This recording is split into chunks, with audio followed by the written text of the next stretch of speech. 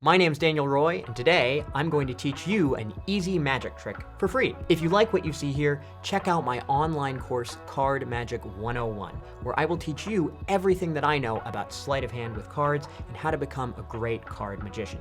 The link is in the description. So now, let's take a look at the card trick that I'm going to teach you how to do today.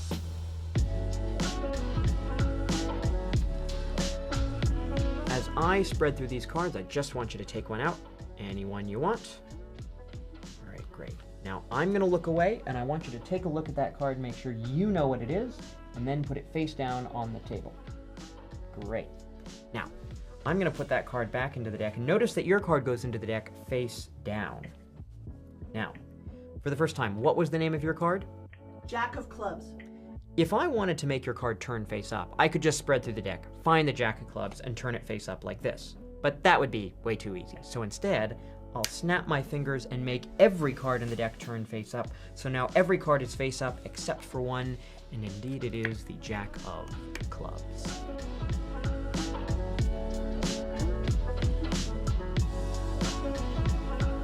So let's talk about inversion. Inversion is, on the surface, a relatively simple effect, but you would be surprised by how strong the reactions are to this trick. It's just mind-blowingly impossible if it's done well. And the trick is arguably self-working. There are some secret maneuvers, but they don't actually require any sleight of hand skill or ability. You'll basically be able to do the secret move within about 30 seconds after I tell you what it is. Now for this trick, it's really important that you have a soft surface. This could be a fancy close-up mat like this, or it could just be a placemat or a tablecloth. Now, this trick involves a secret setup. And a setup just means that there's something you've done to the order of the cards or the cards themselves before the trick that the audience doesn't know about. So it's really important that the audience isn't aware of this setup. Now, the secret setup is as follows. You've got two cards reversed on the bottom of the deck. So it looks like this. So in other words, every card in the deck is face down except for these two face up. It does not matter what those cards are, but they are face up on the bottom. Now, it's important that when you hold the cards, this is not visible. And in order to make sure that that's the case, we need to properly learn how to hold a deck of cards. So turn those cards back face down, and we'll start by learning the basic grip. So we're going to start with the deck in what's called left hand dealing position. That means the cards are held in the left hand with three fingers on this side, the index finger at this side, and the thumb lies along this side here. Now you'll notice that the tips of the fingers are not way above the cards, nor are they way down here where the cards could spill out. Rather, there's just a little bit of the tips of the fingers above the cards.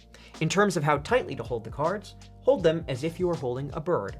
Tightly enough that the bird can't fly away, but not so tightly that you would crush the wings. That is one of my favorite metaphors, and it comes from Card College by Roberto Giobbi. Now, in dealing position, the cards are held with some horizontal pressure between the fingers and the base of the thumb.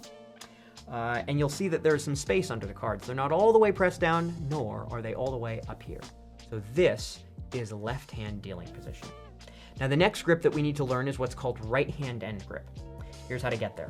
Take the left index finger, extend it under the deck, bring the right hand over the cards, and take the deck in end grip like this. So end grip means you've got the thumb at the back, three fingers at the front, index finger curled on top, and you're going to lift the deck up like this. Now you'll notice that these three fingers are not just at the edge of the deck, the fingertips protrude down below the deck like this. So some of the thumb is below the deck, some of these fingers are also below the deck. This is right hand end grip, and you'll notice the index finger is curled on top. Now, when people often learn end grip, they hold the cards like this, and you need to make sure you rotate the hand down like so to keep those fingers nicely together like this. Now, we're going to put the cards back in left hand dealing position. Here's how you'll do it.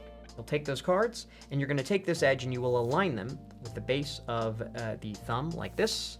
These three fingers come in, second, third, and fourth fingers of the left hand come into this side, index finger back at the front. You're back in left hand dealing position with the cards held between the thumb, heel of the thumb, these three fingers, and the index finger out at the front like so. And it's very important that when you put the cards back, they end up in the same position they started in. So when the cards are in dealing position, you take them in end grip, and when you put them back, they can't end up way out here or way back in here. They shouldn't end up way down here or up here. A nice, relaxed, even dealing position like so. Now, the first exercise to work on is to transfer the deck back and forth between left-hand dealing position and right-hand end grip, which looks like this. You extend the left index finger under the deck, you take the cards in right-hand end grip, and you pick them up. And then you put the cards back in left-hand dealing position, like so. And you're just gonna go back and forth and back and forth. Notice I always extend this finger under the deck before I pick them up so it doesn't run into these fingers. Back and forth. This is the most important exercise that you'll ever learn with a deck of cards. Unfortunately, it's also the most boring, but I promise it will pay dividends later on, and you need to be able to do this trick properly. So back and forth from dealing position to end grip. Now you want to practice this very, very slowly. So you start in dealing position, move the finger down, take the cards in end grip, lift them like so, make sure your end grip is totally correct. Place the cards back in dealing position like so. So start at this snail's pace as if your hands are submerged in a pot of honey, and then slowly speed up. And if you notice any bad habits creeping in, just go right back to that snail's pace again. So now that we know how to transfer the cards from hand to hand, we need to learn how to have someone pick a card. You're gonna take the left thumb and you're gonna put it right at this left side of the deck, and you're gonna push some cards over it like so, and take them in the fork of the right thumb. This is what we might call right thumb clamp grip. They're taken in the fork of the thumb and they are just clamped down like so. And you're gonna keep pushing over cards like this, and you will extend the fingers under the deck, which allows you to have a wide spread. If you didn't extend the fingers, they would fall, and that would be bad. So you're using the left thumb to push cards over. Now, the position of these three fingers is critical here, because if they're too high, no cards go over. If they're too low, they all go over. These fingers act as a gauge. They slightly extend as you push the cards over, and they further extend as you push more cards over, taking them into thumb clamp grip, extending the fingers under the spread like so. And now you let the audience member reach in and take a card. So they take a card out of the deck, and you'll notice that when people pick cards, sometimes they'll go hunting for a specific card. So as you spread through, you may need to slow down when they start nearing the deck and fan out the card so they can pick one. But that is, in essence, how to have someone pick a card. You start in dealing position, you push some cards over, take them into right thumb clamp, spread the cards out like this. They choose whichever card they want, and then all you're gonna do is use the right hand to shove the cards back to the left. They land in dealing position, and you simply grip them in dealing position, which helps square the cards up. And then you're going to grip the cards in end grip, run the left fingers along the sides of the deck like this, put them back in dealing position, run the right fingers along the sides like this with the right thumb at the back, and this fully squares the cards. Now, of course, when we do this in the context of this trick, we're actually going to do it with the bottom two cards reversed. So the bottom two cards, whatever they are face up. So the cards start in left-hand dealing position, and you spread the cards out just like we've learned, and you have someone choose a card. Now, as you spread the cards out, you must make sure to not spread the bottom two cards of the deck. And if someone seems really like they want to pick these bottom two cards or want to go near the bottom, you're just going to get here, shove the cards together, spread them out again. It basically won't happen, but just so you know, you can always just square the cards up and then do it again. And if they're really too picky, you may need to find someone else to pick a card. So you spread the cards out. Someone picks a card, you put them all back like this, and you square them up just like we learned. Now, you're going to have the audience member look at this card. And while they look at the card, you're going to do the secret move. The secret move is this. You take your left hand and you turn it over and you put the cards down on the table like this, and then lift up your hand, keeping the cards square. So in other words, they're in dealing position. You turn the hand over, you just plop them down on the table, and then you just take the left hand away. Make sure these cards don't stick to your hand or anything. Make sure they're already away from the deck, like they're not pressed into the palm or anything. Lift your hand up. Now, of course, if you did that, this would be completely obvious. The reason it's not obvious is because the spectator is showing their card to everyone. So even if I were to hold this card up and say, okay, take a look at this card, memorize what it is, because I'm holding it up here and I'm really making a fuss about showing this card and waving it around, you're not gonna, unless you know the move is coming, see me reverse the cards over here. But it's even better if you say, okay, take those cards, hold them up and show them to everyone here. And as they're doing this, it's natural for you to turn away. So as you're turning away, you turn these cards over, and you can even turn in such a way where your right hand turns like this. And so this actually happens as your right hand passes in front of the cards. Now, you don't want to make a big deal out of this. You wouldn't want it to be conspicuous. But in the natural motion of turning your body, if your right hand is out here, okay, show that card to everyone here, I will look away, and as they start to pick it up, because your right hand is already out, it's natural for it to come into this position, which helps to obscure the deck. Just have to keep the audience's sight line in mind. You don't want people behind you, so if you're doing this trick, you want to make sure that everyone's fanned out in front of you, because in fact, if they're not, they won't be able to appreciate the trick at all. So as you're turning like this, the left hand turns palm down under this cover. Honestly, that cover is overkill. People just won't notice, trust me. and you look away, covering your face. They look at the card, so of course it's the 9 of clubs, but you wouldn't know what it was. And then you say, okay, place it face down on the table. Have you done that? And once they say yes, now you can turn around. You don't want to turn around while it's still face up, because then it would kind of ruin the trick. Now, the cards are in this position. So you're going to grip them with the left hand in a sidewise end grip. So all that means is the middle finger goes at this outer edge, the thumb at this inner end, and you can curl the index finger on the top. Sometimes this is referred to as riffle shuffle position, but you're going to grip the cards in this way such that you can move them into this horizontal position in front of you without spreading the deck. Because you turn the deck over, the cards are actually in this configuration. Everything's face up except for 2 cards, but they don't know that. So these 2 cards, these are decoy cards. They have masked the fact that the deck turned over, somewhat literally. So now, you take the card, and you're going to grip the cards in this left-hand sidewise end grip, and holding this face down, and really keep it face down to show that you're not looking at it, because of course you don't need to look at it for this.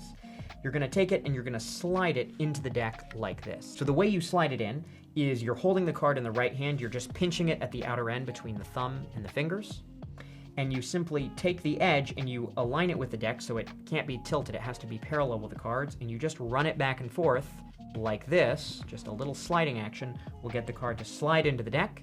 Now, you're going to move it forward until it's parallel with the cards like this, so it's parallel, and then you just take your right index finger and you push inward, and your right thumb goes at the back, and you just bring them together. You draw them together like this. I'm only tilting up so you can see it. You would do this with the cards flat on the table. But you need to make sure that as you push it in, it doesn't hit the middle finger and the thumb. It has to go in totally straight, and you square the cards like this. It's obviously lost in the middle. You're going to take the cards in a right-handed sidewise end grip. So you grip the cards in the right hand with the middle finger at the outer end and the thumb at the inner end like this. You pick all the cards up, you turn them like so, and you simply plop them into left-hand dealing position, making sure to not disturb the card so that they don't spread like this. So the audience thinks that all the cards are face down and their card is face down in the middle. Actually, everything's face up except for their face down card in the middle and these 2 face down decoy cards up here on top. Now, all that's left is to do this. You ask them for the name of their card, and they say whatever their card is, and you say, okay, I'm going to try to make it turn face up. I could just go through the deck, find your card, and turn it face up. And to illustrate your words, you simply take the left thumb, you push over the top card using these fingers as a gauge to make sure only one card is pushed over and you don't get multiple cards. You take it in the right fingertips, thumb above, fingers below, and you could turn it over like this. You can lever it over sidewise like this. You could just flip it like that. However you want to turn it face up is fine, but just make sure it gets turned face up and this is then squared on top of the deck, just by clamping the left fingers in. Or you say, I could snap my fingers and make all the cards turn face up. And you're going to do a move called the ribbon spread. So the right hand comes over the deck and you take it in a end grip. It's called a covered end grip like we've been using before because these fingers cover the outer end. They're not way over here. They're covering the outer end. And you're going to slightly use the left fingers to drag this way. By dragging to the left, you put a slight bevel in the cards.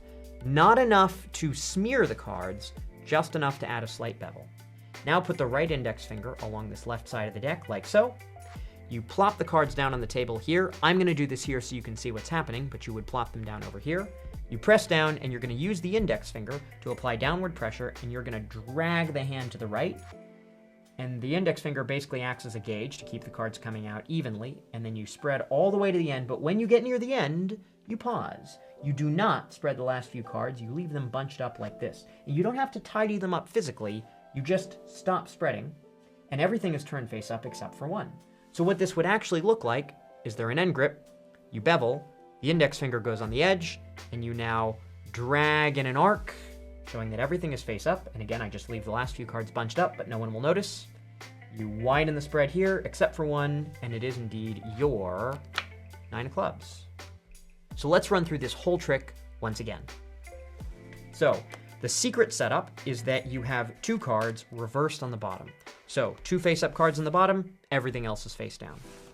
You spread the cards between your hands, pushing them into the fork of the right thumb, extending the fingers underneath, allowing them to choose a card, but of course, don't show these cards on the bottom. They take a card, you square up the deck.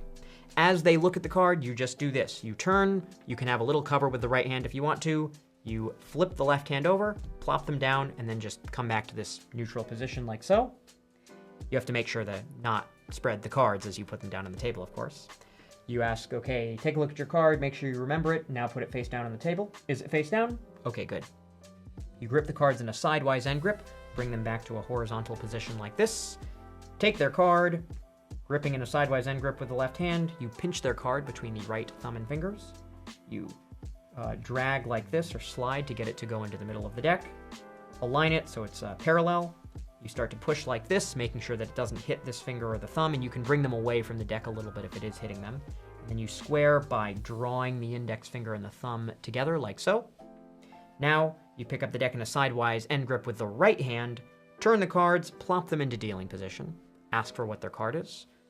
Say, well, I could just go through the deck and make it turn face up like this, or you grip for a ribbon spread, an end grip, bevel like so, index finger on the side, or I could make all the cards turn face up, except for one, and it is indeed your Jack of Clubs, or whatever the card happens to be. All you need to do at the end is simply gather all the cards together, square up the deck, put this back in, and you can either put them in the box, or when no one's looking, you can just secretly flip this card over, or do whatever you like. No one cares about the cards at this point. You could literally put them under the table and secretly flip the card over. No one's paying attention to the cards, so you really don't have to worry about it at all. It's just not necessary whatsoever.